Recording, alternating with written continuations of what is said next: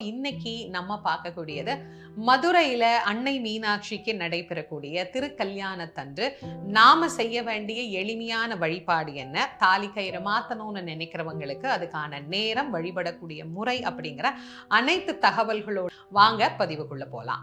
இந்த கல்யாணம் ஆகவே மாட்டேங்குது, தடைப்பட்டு கொண்டே இருக்குது எங்களுக்கு, இல்ல பொண்ணு அமையிற மாதிரி இருக்கு அமைய மாட்டேங்குது, மாப்பிள்ளை அமையிற மாதிரி இருக்கு அமைய மாட்டேங்குது, அதை விட இன்னொரு விஷயம் கல்யாணம் பண்ணிட்டோங்க ஆனா வாழ்க்கையில நிம்மதியே இல்லை அப்படிங்கிறவங்களுக்கு எல்லாம் மீனாட்சி அம்மன் கோவில்ல நடைபெறக்கூடிய அன்னை மீனாட்சியின் பள்ளியறை பூஜையை போய் தரிசனம் பண்ணுங்க. கண்டிப்பாக உங்களுக்கு வாழ்க்கையில ஒரு நல்ல மனவாழ்வு அப்படிங்கிறது கிடைக்கும். மீனாட்சியே போய் சொக்கநாதரை வரவேற்று பள்ளியறைக்கு அழைச்சிட்டு போற ஒரு காட்சி இங்கதான் நம்மளால பார்க்க முடியும். இதை தரிசனம் பண்றவங்களுக்கு குடும்ப ஒற்றுமை, நல்ல திருமண வாழ்க்கை அப்படிங்கிறது இருக்கும்.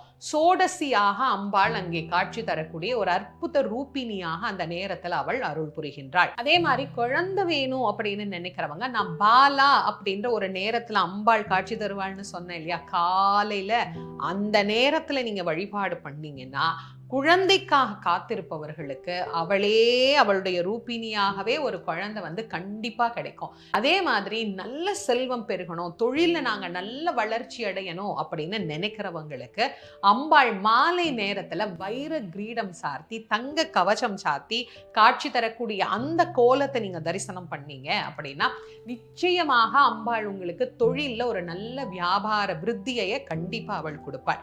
இத்தனை சிறப்புமுடைய அன்னை மீனாட்சியினுடைய திருமணம் மதுரை மக்கள் அனைவரும் மகிழ்ச்சியாக மகாராணிக்கு நடக்கக்கூடிய இந்த கல்யாணத்தை ஆவலோட எதிர்பார்த்து காத்துட்டு இருப்பாங்க.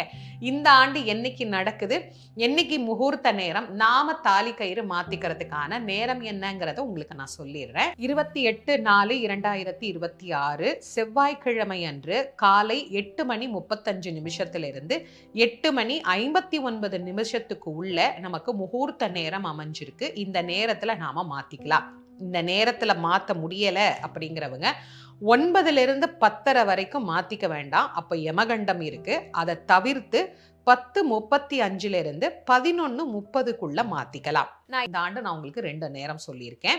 இந்த நேரத்தை நீங்க எதை சரியா முதல்ல பயன்படுத்திக்கணும்னா, அம்பாளுக்கு திருமாங்கல்ய தாரணம் ஆகிற அந்த முகூர்த்த நேரத்தை நீங்க தவறாம பயன்படுத்திக்கோங்க.